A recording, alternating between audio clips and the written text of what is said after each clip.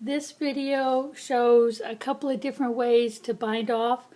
I call it the normal, the loose, and the very loose. We'll start with the normal. The normal would be what you'd use, say, to bind off the top of a pair of booties, the sleeves on a jacket, or something that's normal. And that would be your standard bind off, where you would knit 2 stitches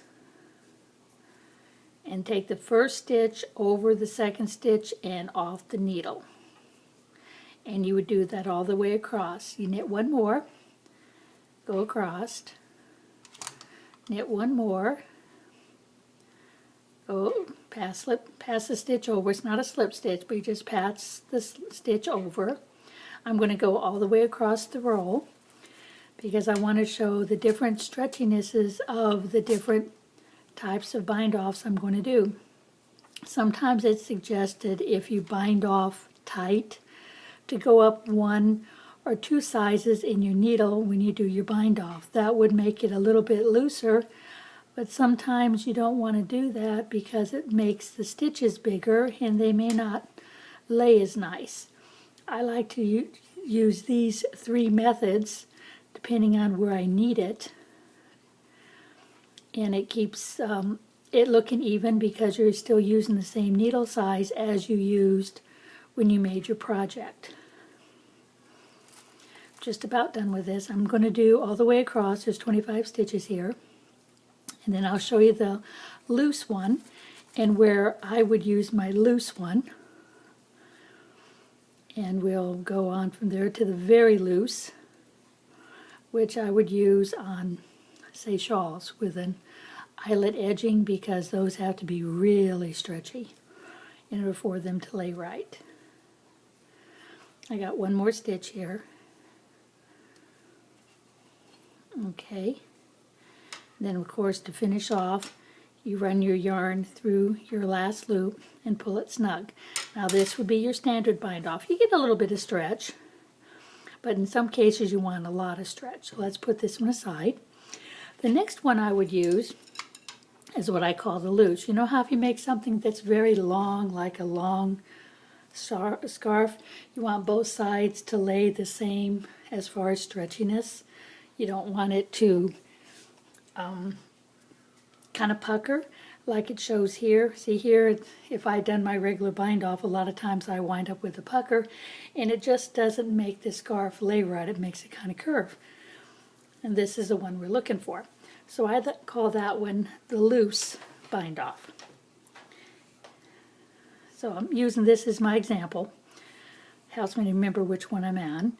So the way you start this one is you slip the first one, knit the second one, put them both back on the left-hand needle, knit them together. Then you knit the second one and pass it over. And we're going to do that again. So we're going to knit 1 stitch, put them both on the left-hand needle, and knit them together. Now we're just going to do a regular bind off. Knit 1, slip over. Now we're going to do the knit 2 together.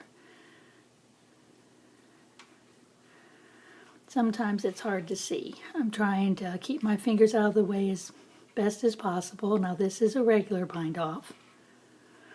Now the next one is our knit 2 together bind off. So we knit these 2 together, and we knit 1, bind off. And here's where to do it again. We're going to knit the 2 together. Then we do a regular bind off.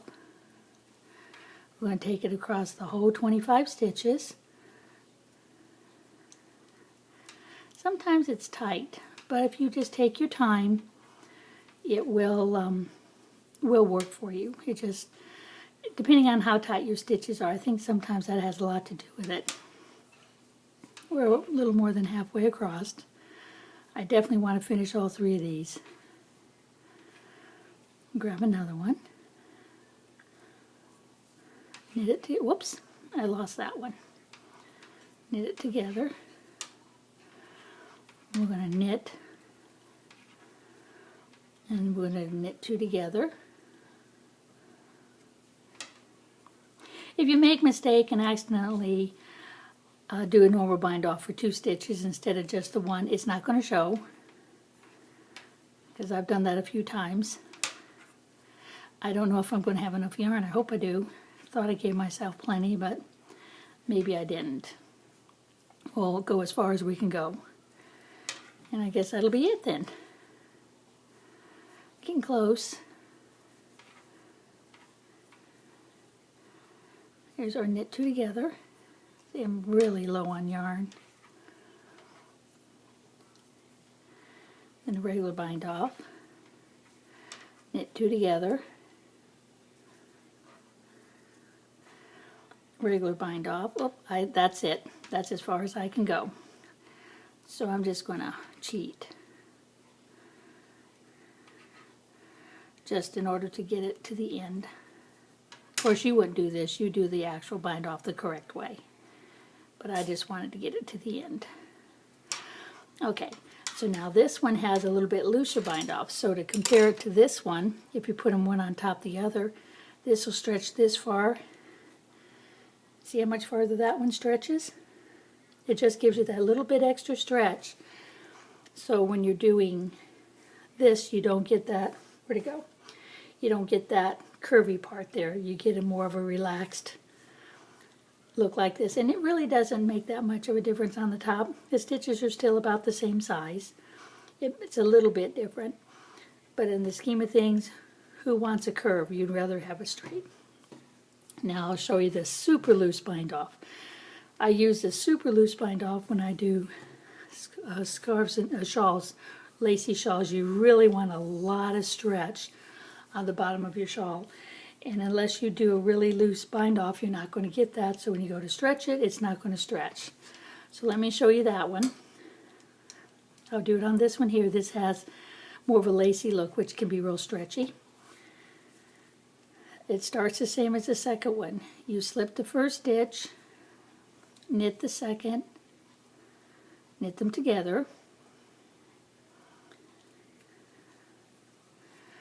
and you repeat this all the way across. So you knit, knit them together, knit, knit them together, knit, knit them together.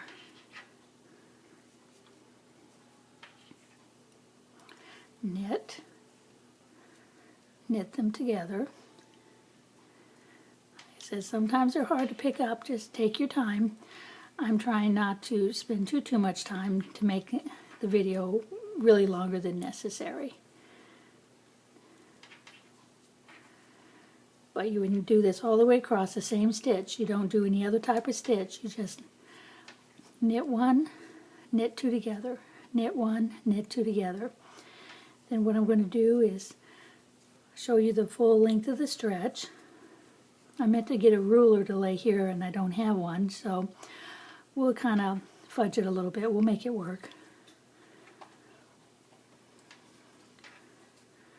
We're getting close to the end now, and I'm also running out of yarn. We'll see how far I can get.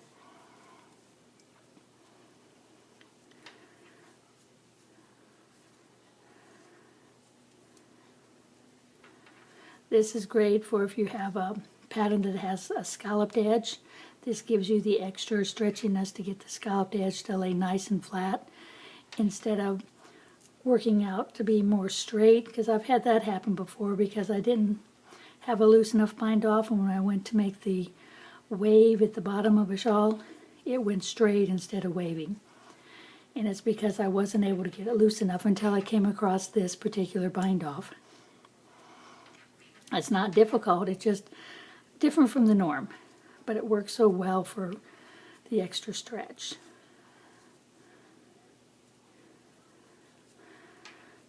Looks like I'm going to get awful close.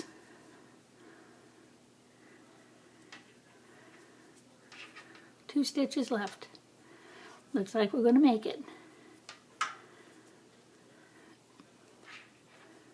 Yep, we're going to make this last one. And you just do the same thing. You knit 1, knit them together. And when you get to the end, bring your yarn through. And as you can see, it's definitely a lot looser. We'll use this needle as an example, and then we'll use these as pointers.